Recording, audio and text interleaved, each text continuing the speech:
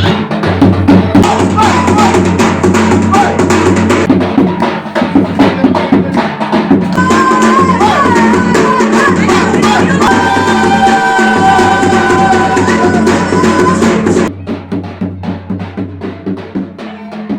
Friends, जैसे कि आप वीडियो के स्टार्टिंग में देख चुके हो कि आज कोई रेसिपी वाले वीडियो नहीं है। आज वीडियो में शेयर कर रही हूँ आपसे यज्ञ की, जिसमें मेरे दीदी और जीजाजी बैठे थे 121 जोड़ों के साथ, जो कि वहाँ की एनर्जी थी, बहुत ही पावरफुल थी, बहुत स्पिरिचुअल थी।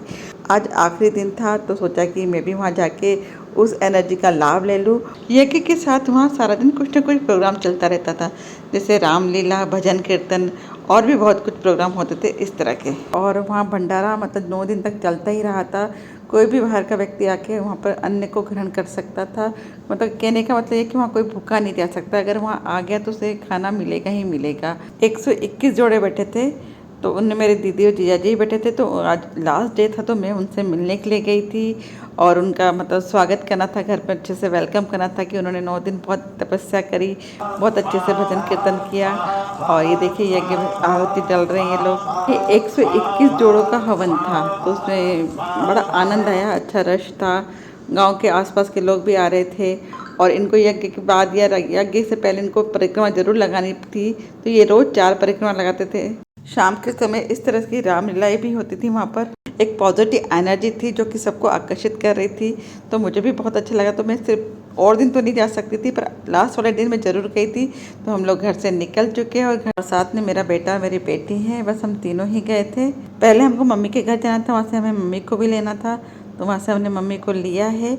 और उसके बाद यहाँ जहाँ यज्ञ हो रहा था वहाँ गए, तो मम्मी के घर हम पहुँच चुके हैं। मम्मी के यहाँ पहुँचने के बाद उनको भी बिठाया और यज्ञ स्थल पे पहुँच चुके हैं। वहाँ दिखे हमें छोटे से पंडित जी, जो कि बहुत सुंदर लग रहे थे। उनको पूरा कवर करने की कोशिश की कैमरे को इधर उधर घुमाते हुए, पर वो थोड़ा सा दिख नहीं पाए। थोड़ा मुझे लगा कि शायद उन्हें पसंद नहीं आ गया मैं कैमरा कर रही तो। पर जहाँ यज्ञ हो रहा था वहाँ हम जा ही रहे थे। ये देखिए इस तरह के टेंट बने हुए थे वहाँ पर, इस तरह से रहने की व्यवस्था थी। और जो आप सामने छतरी नुमा देख रहे हो, वहाँ यज्ञ हो रहा था। जो यज्ञ में बैठे थे उन लोगों का खाना बन रहा था, उन्हें शाकाहारी करना होता था। हम लोग पहुँच चुके हैं, जहाँ मेरी दीदी भी देखो खाने के लिए बैठी हुई हैं।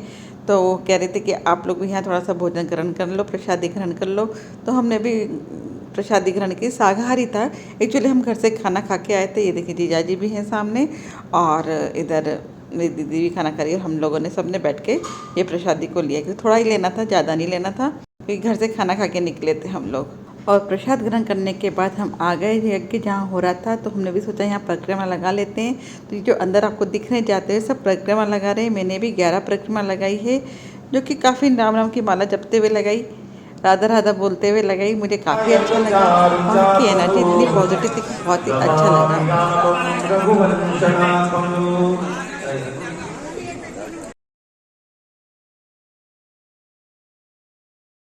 परिक्रमा लगाते समय बस इस चीज़ का ध्यान रखना चाहिए कि अगर आप छोटा बच्चा लेके जा रहे हो तो उसका हाथ पकड़ के रहिए, क्योंकि वहाँ भीड़ ज़्यादा होती है ऐसी जगह पे, तो बच्चे के गुमने की संभावना बहुत रहती है। तो एक बच्ची गुम भी गई थी, तो जिसे हमने मतलब देख लिया और उसको लगा कि कहीं वो अकेली नहीं रह जाए, तो उसको जाके बातचीत करी और फिर जहाँ माइक में जो पाठ चल रहे थे वहीं जाके अनाउंस करवाया कि ये किसकी बेटी है। उसने अपना नाम बताया, अपने पापा का नाम बताया, फिर उसको वो वहाँ आ गए और उनको सौंप दिया। तो इस तरह से अगर इस रश वाले इलाके में जाओ तो प्लीज़ अपने बच्चों का ध्यान ज़रूर रखो, वरना ऐसे जगह पर बच्चे घूमने की संभावना ज़्यादा रहती है। ये बहुत ही बड़ा लंबा चौड़ा परिसर था, मतलब 121 जोड़े बैठे हैं, पंडित भी हैं। और एक दिन पहले जो आए हैं अगर उनके परिवार वाले, तो उन्होंने भी हवन में आहुति दी है। यज्ञ में जब परिक्रमा लगती है इसका अपना ही महत्व है, कि कहते हैं कि अगर यज्ञ में आप बैठ नहीं पा रहे हो और परिक्रमा लगा लेते हो तो आपको उतना ही फल मिलेगा जितना यज्ञ में बैठने वाले को मिलता है। तो अगर आप ऐसी स्थिति में हो कि आप यज्ञ में नहीं बैठ सकते, तो जहाँ यज्ञ हो रहा है तो आप वहाँ जरूर परिक्रमा लगाइए।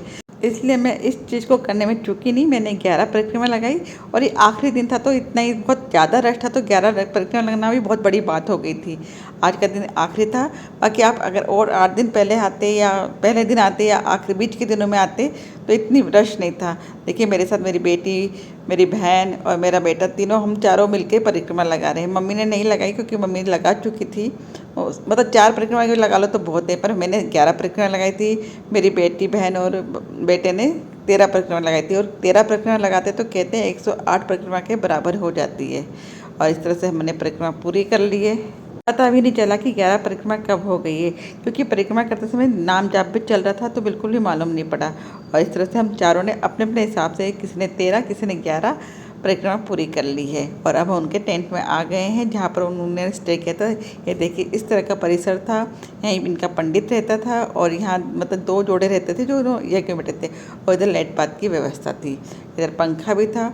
हवन पूरा हो चुका था तो हम लोग आ गए थे उनके हाउस में, और वो लोग भोजन वगैरह प्रसाद वगैरह ग्रहण करके फिर आना था। और यहाँ आके आज यज्ञ का आखिरी दिन था तो लास्ट डे होता है कि यज्ञ से उठते समय मायके वाले अपनी बेटी को चुनरी वगैरह उड़ाना, जवाई को कुछ भेंट देना, इस तरह से होता। तो वहाँ नहीं किया क्योंकि सबके रिलेटिव आए थे, भीड़ बहुत हो जाती। तो जो मंडप था उसके अंदर भीड़ बहुत हो जाती और हो सकता है कहीं भाग दौड़ी भी मच जाती। तो इसलिए पंडित जी ने कहा, जो कि वहाँ के मायन थे, कि आप लोग सिर्फ अपने हाउस में जाकर ही, जहाँ आपका टेंट व्यवस्था रहने की, वहीं जाके जो लेन देन है वो करें। तो ये ऐसा ही किया, इस तरह से लेन देन किया। और ये देखिए दूब है जो हमें भी दी गई थी कि वे रख लेना घर में, इससे घर में पानी में छींटे उटे दे देना ताकि आपके घर में भी बरकत हो, बढ़ोतरी हो।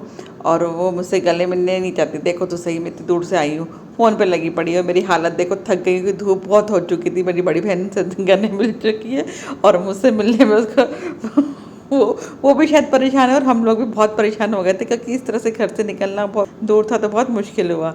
और यहाँ सबको हंसी आ रही कि बहन मिलना चाह रही है, दूसरी बहन मिल ही नहीं पा रही है।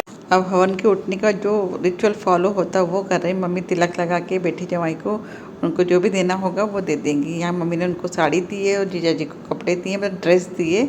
और इस तरह से इस कल्चर को पूरी तरह से फॉलो किया गया है, जो कि काफ़ी अच्छा लग रहा है। और ये भी मालूम पड़ता है कि टाइम टाइम पे सब रिलेटिव की ज़रूरत होती है। इस समय जैसे हवन से उठे हैं तो मायके वालों की ज़रूरत है, और यहाँ इनके ब्याह सगे भी आए हैं इनको उड़ाने पड़ाने। इनके मतलब बेटे, बड़े बेटे के ससुराल वाले, उन्होंने भी इनको वही दिया कपड़े, मतलब दीदी को साड़ी और जीजा जी को ड्रेस दी और साफा भी बंधा इनको, जो कि राजस्थान कल्चर की शान होती है। और मेरी दूसरी दीदी ने भी इनको साड़ी दी, क्योंकि वो उससे सिर्फ 15 मिनट बड़ी है, क्योंकि दोनों ट्विंस हैं। तो बड़े होने के नाते उसने भी अपना फ़र्ज निभाया और उसको मतलब साड़ी ओढ़ाई है और जीजा जी को कपड़े दिए हैं।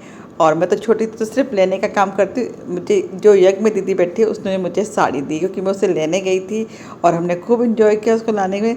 थक ज़रूर गए थे पर इन्जॉय पूरा किया था। जैसे कि स्टार्टिंग में अपने वीडियो में देख चुके हैं, हमने उनका भव्य स्वागत किया था ढोल धमाके के साथ, कि बहुत अच्छे से उन्होंने यज्ञ को संपन्न किया, अच्छे से वहाँ पर पूजा पाठ करी। और ये देखिए उनके समधी जी उनके लिए साफ़ा लेके आए, तो ये बहुत अच्छे से उन्होंने साफ़ा पहनाया है, जो कि एक राजस्थानी कल्चर को प्रेजेंट करता है कि साफ़ा यहाँ की शान होती है। तो काफ़ी अच्छा लगा दिखने में भी। और इस तरह से रिचुअल छोटे मोटे होना चाहिए, ये नहीं कि लड़की वालों से खर्चा कराना है, पर जो ये चीज़ें होती है ना वो अच्छी ही लगती है। जैसे कि आजकल गिफ्ट लाते हैं, गिफ्ट की जगह अगर आप ट्रेडिशन को भी फॉलो करोगे तो ज़्यादा अच्छा है। जैसे उन्होंने साफ़ा पहना है तो काफ़ी अच्छा लगा कि हाँ, ये अपने राजस्थानी कल्चर को मतलब एक तरह से प्रमोट करना ही होगा कि नहीं भूलना चाहिए, जो रूट है उसको कभी नहीं भूलना चाहिए। इस तरह से अपने कल्चर को फॉलो करना चाहिए, जो कि मुझे तो काफ़ी अच्छा लगा। आपको भी लगता है कि शायद दिखने में अच्छा लगे। तो हमने तो काफ़ी इन्जॉय किया थक के, क्योंकि धूप तेज़ थी उस दिन। अभी थोड़े दिन पहले तो राजस्थान में खूब बारिश थी तो मौसम थोड़ा अच्छा था। जब यज्ञ की शुरुआत, जो मौसम बहुत अच्छा था, यज्ञ के एंड आते थे यहाँ गर्मी हो गई थी, क्योंकि अब बारिश नहीं हो रही थी तो गर्मी होना स्वाभाविक था। और ये दीदी की संदन ने भी दीदी को साड़ी ओढ़ाई। ये एक ट्रेडिशनल है जो कि फॉलो करना चाहिए मेरे हिसाब से। तुम अगर फूल लेके जाते हो, बुकेट लेके जाते हो, उससे बेहतर जो अपना रिचुअल चला आ रहा है उसको फॉलो करो, ज़्यादा बेहतर है।